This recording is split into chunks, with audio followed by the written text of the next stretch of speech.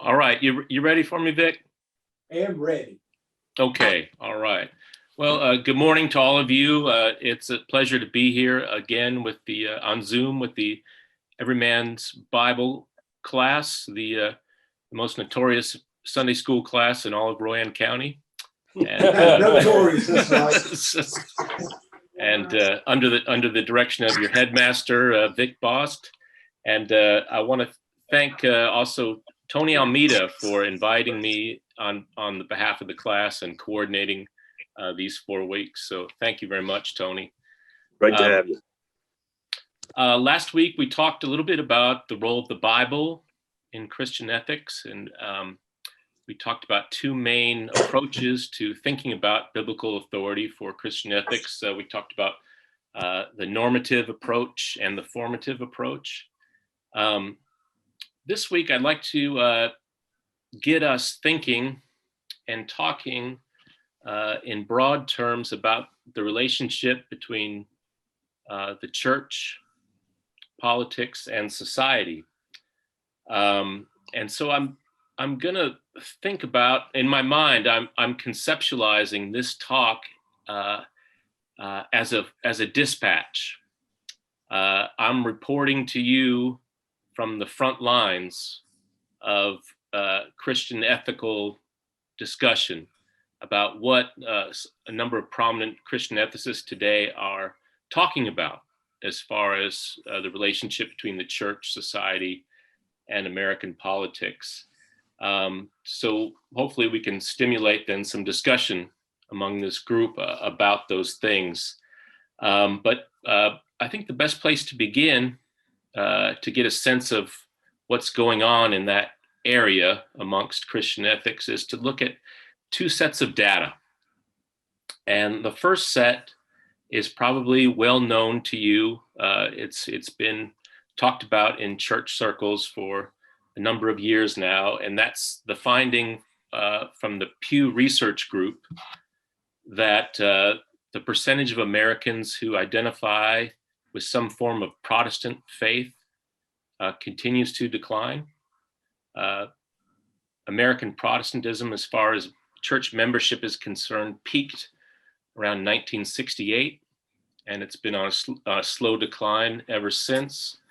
The percentage of people who identify as Protestant today is approximately 43% of the American population, and that's down from 2009 when 51% identified with some form of Protestantism.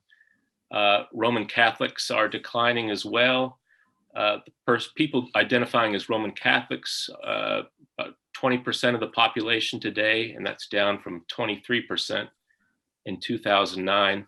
But anytime these studies are cited or discussed in articles, what really gets the lead is the fact that the religiously unaffiliated are the fastest growing religious group in the United States, broadly considered. And these are people who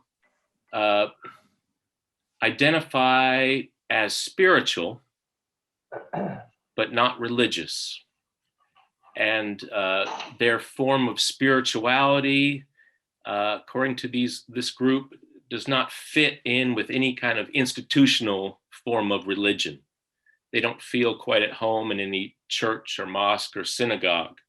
They are much more content to, go for walks in the woods or do some private spiritual meditation on their own. But the way they practice their spirituality, just doesn't seem to be at home for them with congregations or an institutionalized form of religion. So the number of people who identify as religiously unaffiliated is now the same as Roman Catholics and evangelicals. About 23% of the population fall into this category. And this has caused a lot of folks to worry, particularly clergy and church leadership councils, because the question is always, why aren't these folks coming to church? Why aren't these folks engaged in institutional religion? What is it about them, or what is it about us that we're failing to connect with one another? And this group, there's slightly more Democrats who identify as religiously unaffiliated, but Republicans aren't far behind. And these numbers bear out as far as the increase among gender. So it's up as far as men are concerned, up as far as women are concerned, as well as racial and ethnic identities. So whites, African Americans, Hispanics, they're all seeing a rise of religiously unaffiliated amongst those groups. Second set of data has to do with what we'll call the rise of political sectarianism. In the October 2020 issue of Science magazine, a number of prominent political scientists collaborated on an article and put forth their contention, their case that in American society, we have now officially crossed over from political disagreement to from political division to what they describe as political sectarianism. And so it's important to know what qualifies as sectarian in the political sense. And as we're probably aware, when people use that term sectarianism, in the past, they usually used it to refer to religious differences. If Protestants and Catholics were engaged in some parts of the world in sectarian conflict that often became violent. Shia and Sunni divisions in Iraq, for instance, were sectarian because they would often lead to violence. But to be sectarian is when you start seeing your opponent in some kind of in political discourse, not as someone who just has a difference of opinion, not as someone who just thinks differently about issues than you do, but you start to see that person as your enemy. They are alien. You don't have anything in common, and they are a direct threat to you. About one half of Democrats today and one half of Republicans today identify members of the other party not as their political opponents, but as their enemies. And that is significant. And it has led to some further disturbing data, which says that 1/3 of Americans today now believe that violence could be justified in theory to achieve political objectives. And so we have crossed over into some dangerous territory, according to this article and the political scientists who authored it. They say what's disturbing is that political affiliation now constitutes what they call a mega identity. It's something that you grab onto that not only determines your worldview, but gives you a sense of your core identity, who you are. And it used to be that religion or region or your race or your ethnic group, that's where you would find your mega identity. But now mega identities are determined by your political views, your political party of affiliation. Another study showed that most parents today would rather their children marry someone of a different religion than marry someone of a different political party, which is pretty amazing if you think about it. So with these two sets of data in place, Christian ethicists have been thinking about and analyzing these data, and they're wondering whether they're related in some way. That is, whether the rise in secularization, the disengagement with traditional religious institutions has something to do with the rise in political sectarianism. And, it's still speculative. It's still in the world of theory and analysis, but, here's the thesis that people are putting forward. Human beings are constructed to look for ultimate meaning in life. They're looking for some purpose, for some mission, for some sense of who they are, that this is somehow endemic to being a human being. You've got to have a sense of ultimate meaning, a place where you go look for something like that. And it used to be when people were more, religiously affiliated, institutionally, they would find meaning in organized religion, in their church, in their synagogue, in their place of worship. But now, now that people are increasingly moving away from institutional religion, that need for meaning doesn't go away.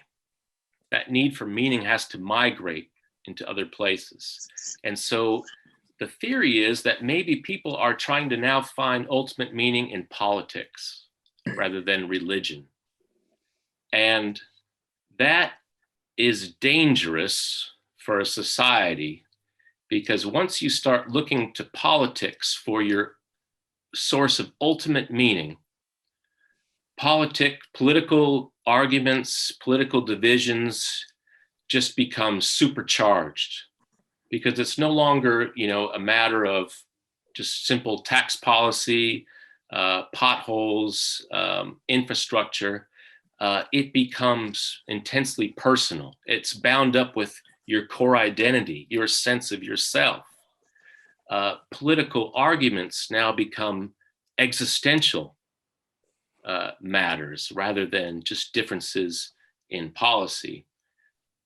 So one idea being bandied around is that with increased secularization, you're seeing an increased polarization and increased heightened political tension. Maybe I'll just pause right there before I move on to some other things. What do you think of that thesis? Does it have legs? Do you think that we can make that connection between those two data sets?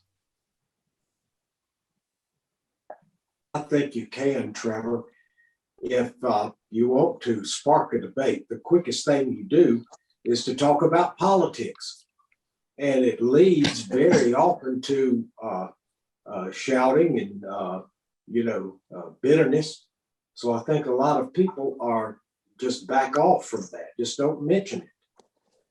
And, in our class, Everyman's Bible class, we stay away from politics because we know that politics brings division. And our mission is different. We'd like to bring people to Christ, not to drive them apart. So I certainly see that the polarization is certainly there.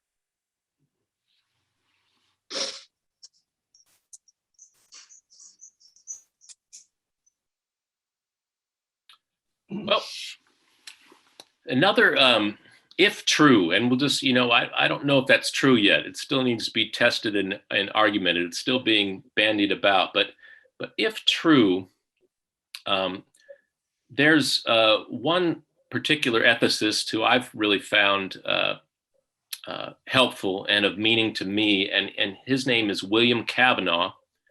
He teaches at DePaul University, and he argues that we shouldn't just see the intensification of politics and the decline in religion as something that happened in the 20th century. He has a much broader, historically deep, rich, extended argument about how it is that we got to where we are. And his thesis is known as the migration of the holy thesis, the migration of the holy. And basically, the thesis is that uh, the search for holiness has migrated from the church to what he calls the nation state. And it's an involved thesis. It's a complicated thesis, but I'm going to try to unpack it and present it to you in as simplest terms as I can. The nation state is our basic political unit or entity in the world today. The United States is a nation state. Mexico is a nation state. Canada is a nation state. Germany, France. This is how we, as human beings today, organize political life through nation states. But it wasn't always like that. It used to be that, at least in the West, we organized politically according to what was called city states. And city states, were groups of people who, maybe as much little as 10,000 to 100,000 people prior to the 15th century, that we organized politically smaller according to regions, and we were a more tight-knit community, and we actually were able to encounter our leaders, talk with them, we knew them. Politics was much more local when the city-state was the basic political unit or entity. The city-state, though, proved not to be sustainable because city-states were always being conquered. They were always going to war with one another. And some city-states got smart and said, we have to start forming alliances with other city-states in order to protect ourselves. And so the more city-states formed alliances, that the political unit grew and grew and grew until we got to the point of nation states. So the constellation of city-states evolved into the one big nation state, where people were less connected with their political leaders. They might not ever see their political leaders face to face. They existed, like for us, in Washington, D.C., and we only see our leaders on TV every now and then. We might, make a trip to Washington, D.C. Maybe we can get an appointment with them. But for the most part, we're detached from those who are leading us as a nation state. The church, with the rise of the nation state and the church found itself in a competitive relationship as far as determining how human life would be ordered. The nation state sometimes was frustrated at the limitations and the power placed on it by the church, and wanted more power, more discretion, more autonomy over human politics. And this came to a head, William Cavanaugh says, after the 30 Years' War in Europe. So the 30 Years' War, if you go all the way back to college, this is a war that takes place after the Reformation between 1618 and 1648. Involves almost all of Europe because it's a war, it's a religious-based war between Protestants and Catholics, where the issues that Martin Luther introduces about, justification and the authority of the Bible, the authority of the church, spills over into military conflict, and all of Europe goes to war, and maybe 8 million people, some estimated, died in Europe during these 30 years. Some people say 60% of the population of Germany died during these 30 years. It wiped the continent of Europe out economically,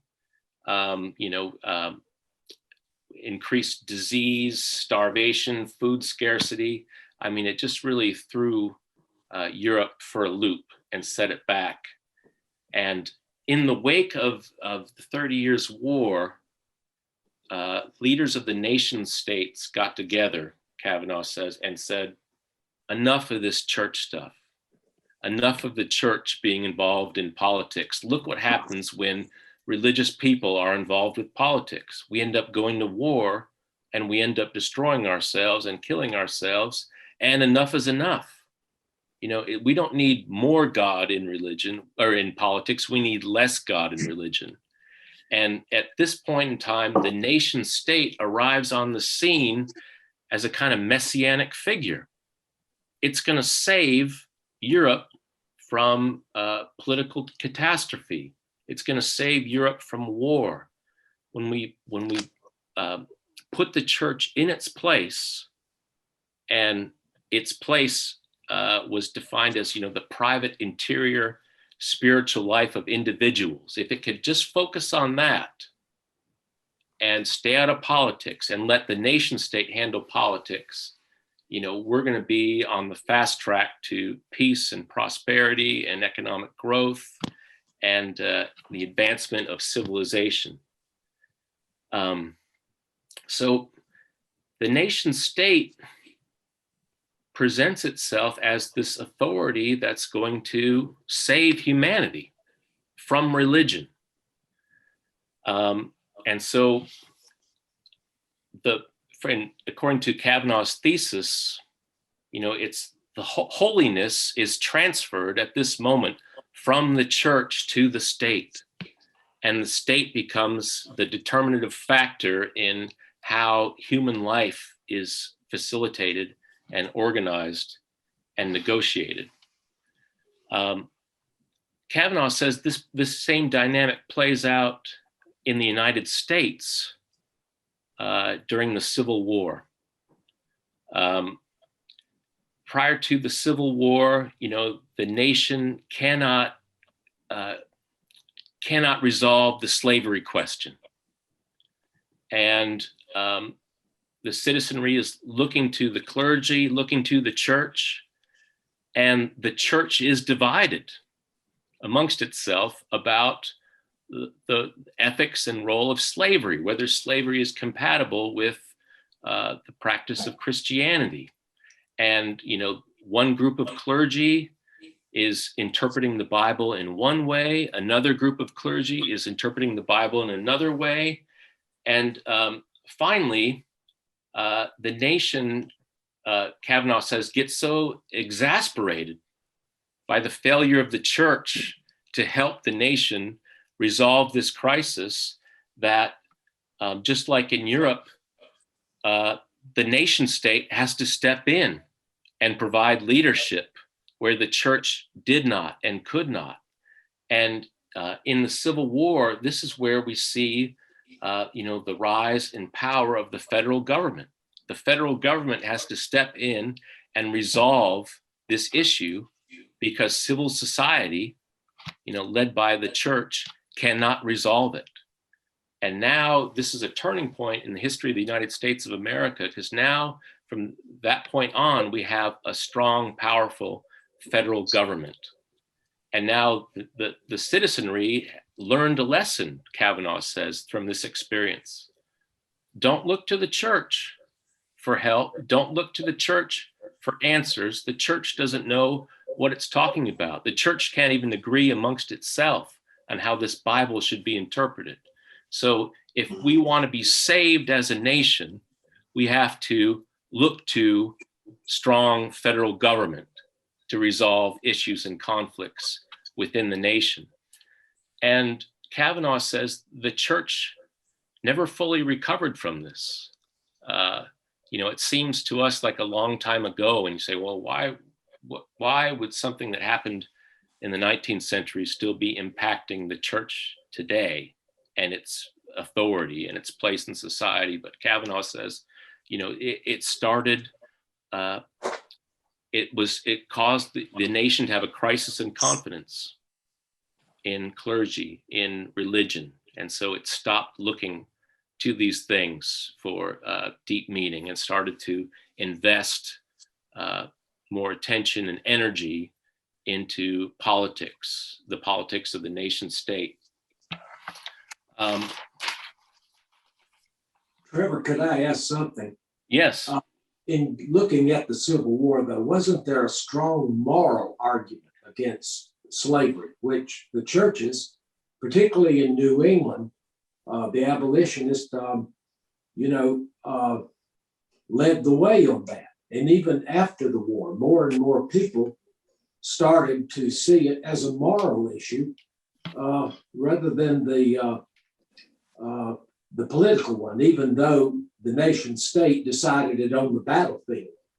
A friend of mine once said that only about 5% of the South's population owned a great deal of slaves, but they held the political power. And they led the South then to war. Our own governor at the time, the secessionist governor, John Ellis, is from Salisbury. And so the moral questions came in. So there was a religious emphasis, wasn't there? Yes, but it wasn't strong enough to bring the nation to consensus, I guess is what Kavanaugh would say. Yes, you had abolitionists. Yeah, you had some strong Christians who were anti-slavery during this time. But the one thing that a lot of Americans noticed during this time was that the biblical writers in their time just kind of took slavery as a cultural fact. Slavery wasn't carried out by race and ethnicity in biblical times, but it was an ancient practice that the Bible didn't try to eliminate, but the Bible tried to put norms on it, tried to make it more humane. But the biblical writers, Paul never called for its eradication. And this was part of the problem, that the Bible, you could not find in the Bible a clear, unambiguous, explicit condemnation of slavery. It was always murky. It was just a social, cultural fact that the biblical writers, saw as a part of their world. And so this led to, well, could the Bible really be our guide for ethics if it was so murky and ambiguous on such an important issue as this?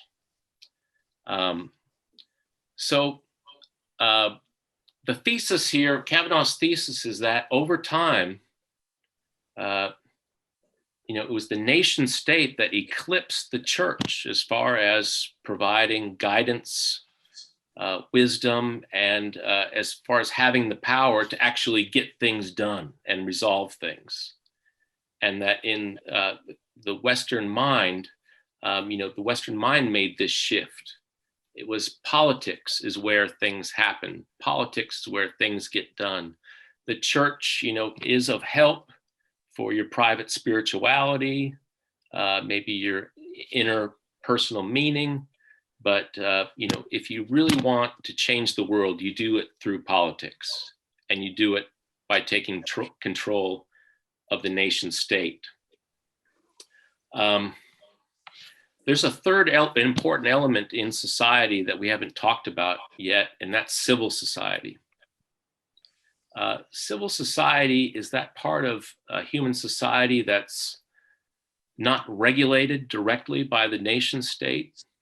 It happens more spontaneously, organically. Civil society has to do with relationship between neighbors, people in their community, the way they speak to one another, the way they interact. And the thought is that if you have a strong civil society, if people are engaging in conversation with one another, if people have meaningful connections with one another in a community, this will prevent the need for a strong government to enforce these things through legislation. If people can work stuff out on their own in the context of civil society, you don't need the nation state or formal politics as much. But since the church has now been worried about itself as an institution, it sees the numbers, it sees that it's in decline as far as membership is concerned. Christian ethicists are concerned that the church now is turning inward and is worried about its own survival, how it's going to keep its membership. It's more focused on what we call in seminary ministries of care. Now, I don't want to knock ministries of care. They're very important, but it has to do with pastoral visitation, making sure that the membership, the existing membership, is being looked after, feels important. It's outreach to the people, your members. The church has been putting more of its budget on these things rather than outreach to the community and evangelization and connecting to people who are not members.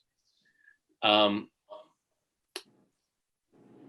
you have a church that does this, you have a church that's disengaging, the argument goes, from civil society. And if the church is not investing itself into how civil society conducts itself, that is, fostering connections and relationships between people in community, what you get is a breakdown in civil society. And once you have a breakdown in civil society, then formal politics has to play a much bigger role in how human life is conducted and how it's negotiated. So the church is undergoing a crisis of confidence, according to a lot of Christian ethicists today, and that crisis of confidence is leading it to turn inward and is causing it to be disengaged from civil society. Civil society gets worse, and then politics gets more important. And so we've got a really bad situation on our hands, according to Christian ethicists today. And what we need to do, first of all, is to get the church less interested in itself and its own survival, and more plugged in and more engaged in building up civil society. And if the church can do that, the thinking is that politics might get better and the church might get itself unstuck, because church never does well when it focuses on itself. You know, when Jesus says to focus outward, don't be concerned with your own life. You know, be prepared to lose your life for the sake of others. Once the church is more fully engaged in society, it might undergo a renewal. It might become strengthened. It might take on more significance in society.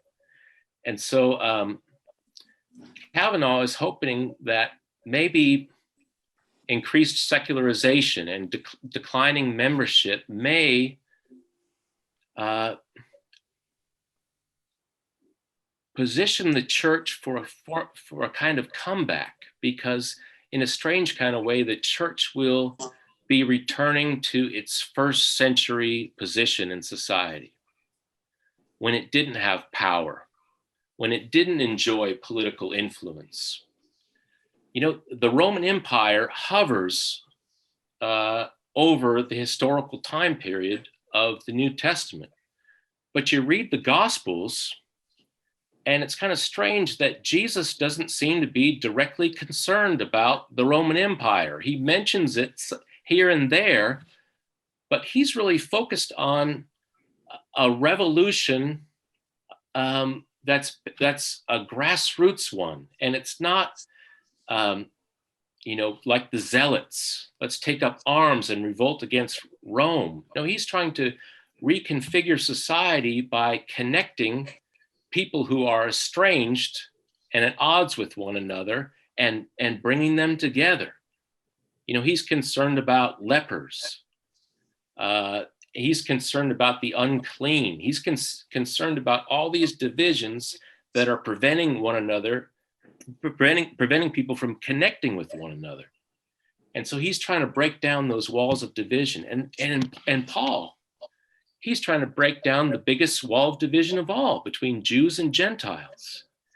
And in so doing, when these walls of division come down and people start connecting with one another, that's going to be the revolution we need. And it's going to take place from the bottom up, not from the top down. And so Kavanaugh is saying, if the church needs to be less worried about itself, about its own survival, and it needs to be less worried about the political situation of the nation state. The church maybe should care less about who's in the Oval Office. The church should start caring about bringing people together in the local community and making connections with people who aren't connecting with one another. And that paradoxically, this is the way that the church can save politics. It was at one time the society needed to save politics from the church. But now we're in a position where maybe the church needs to step in and save politics by helping to build up civil society and making politics less important than it is now. And I'm just going to pause right now. Been talking a while. Just for your reactions to this. Again, this is all untested stuff. This is being discussed and circulated. These are ideas percolating amongst Christian ethicists today. And you guys are all smart, intelligent leaders in the community, longtime members of the church. Do any of these ideas resonate with you? Do they have legs? I'm just curious. Trevor, this is Dan Cagle here. A big fear I have within the church is that I think the politics of the day are harming the church itself.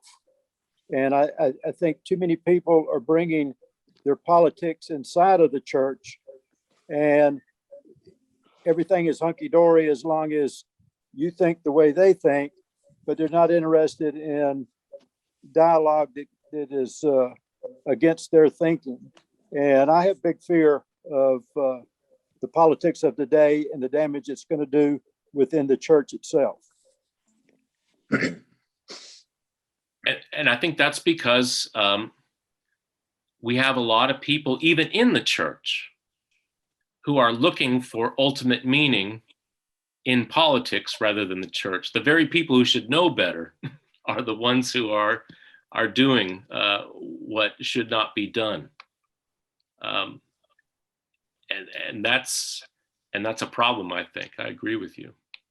Trevor, I've just started reading a book. It's called Reclaiming Patriotism in an Age of Extremes. Let me read you the foreword.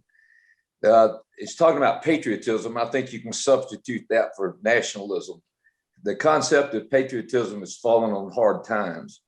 What was once the value that united Americans has become so politicized by both the left and the right that it threatens to rip apart the social fabric.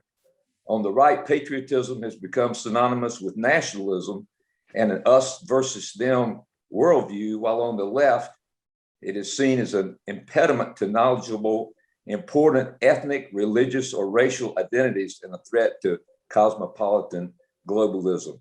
I've just started this book, but it's going to be interesting to see how this author addresses some of your issues. Dan, who's the author of that book? It's Stephen B. Smith. George Will wrote an essay on this. Yeah. I thank you for bringing that book to, that book is on my reading list. And actually, Tony Almeida and I have been emailing about that book back and forth. He's a professor. He's a professor at Yale. And again, I just started it yesterday. So it's going to be interesting to see how this relates to the argument. Well, as you work your way through it, I'd love to hear your thoughts about it. I don't know if you have my email address, but I'd love to hear from you whether it's an important book to read or not. So Okay. yeah. Trevor, a question that I have is I'm following your logic, and it seems to have some real substance. My question is, what does it look like if the church is to build up civil society? Give me some examples of what it should look like, and what we might be able to do. Well, if this thesis is right, it could be that the construction of Bell Tower Green Park will be more significant politically for the city of Salisbury than who sits on the city council. That is, if we can create a space, a public space, where people in this community can get together and interact and converse. If we have more spaces like that, civil society will improve. So, far more important than elections is a city that creates opportunities and contexts for people to come together and talk, rather than interact on, Twitter or Facebook, or where you just, say the most awful things to one another. Where you really start interacting face to face. So I guess as First Presbyterian Church is concerned, how can you make your space places where people in the community can connect with one another? Maybe that would be one concrete suggestion. How can we make more Bell Tower Green Parks? Go ahead. And that really relates. I'm reflecting on a song from the 60s that I'm a fan of that music, and no apologies, but it says something to the effect, I had a person that I didn't care for, and he called me up, and we had a good discussion, and now he's a friend of mine. And I forget the name of the song, but it really sort of emphasizes that it's the societal relationship of people to people to people, rather than program to program to try to get the solutions involved. And so your example was top notch. Good. Thank you. Oh, it's all right. And also, the downtown churches, I think, need to stop seeing themselves as competitors and start seeing themselves as partners in ministry. I mean, right now, the downtown churches, for at least what I can tell, they're just swapping members. They're not getting new Christians in the door. How can we change that? So, so we're not in competition with one another. I mean, that's another big agenda item, I think. If the modern church is to survive, it's got to feel people's needs. You have to feel part of a community. And that's why the Bible comes into this, that's so important. Caring for others, caring for your neighbor, treating him the way you treat yourself. That's the kind of thing that I think would bring the church to a point where we're adding members rather than losing them. We have to feel a need that people demand. And God knows it's out there. The demand is out there. Look at the uncertainty that we have in society today. Are we going to come out of the recession? Are we going to be better? Is society going to change? How is it going to change? Will we still have a job in the future?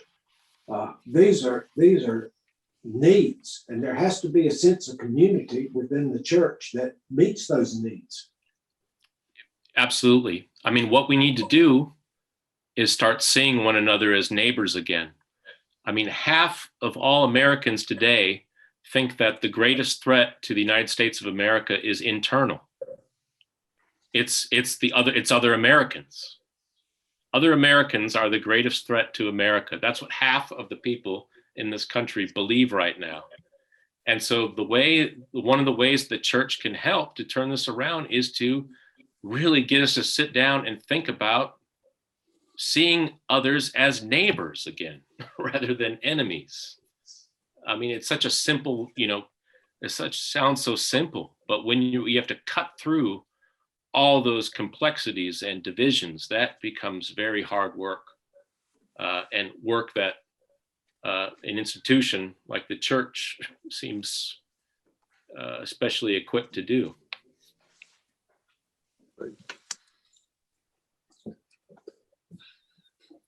I know we're at the end time. Is that right? Yes, it's almost. As far as chronological time, not theological time. But, Trevor, that's such a good lesson. And we're looking forward to next week, which is going to be theology and human responsibility. And so that'll really fit in. And your lesson series has been so great. I know all of us just appreciate it to a great degree. And I just want to say, I'd like to just thank the Roberts family for making this series possible again. So thank you very much. Yes, happening there. Well, listen, I'd like to call Thank on you, Keith Garner. Trevor. Thank you. I'm almost tempted to call on Hap, but I won't for the final prayer. Keith Garner will do our final prayer today. Keith? Keith left. He had to head to 10:30 worship, Vic, but Hey, Bill Wagner. Bill Go ahead. Wagner was going to do it today. Oh, Hey, great. Okay, Bill. Bill, It's okay. I like being forgotten. An afterthought is just fine. Hey, Bill, before you do the prayer, I just want to do a quick additional joy to the list. Our city manager, Lane Bailey, is on us again today, and he's on most every Sunday, which has been wonderful to have him. And this past week, Lane's daughter, Catherine, was accepted into the North Carolina State University School of Design, which is a very competitive school to get into. Yes, it is. That is great. And so, Lane, we want to congratulate you and Catherine and your family. That's outstanding. Absolutely. That's Absolutely. great. Congratulations, Lane. Great. Way to go. Absolutely. Fantastic. Great. Smart from mom, not dad. Oh, my. Well, if we would, let us pray.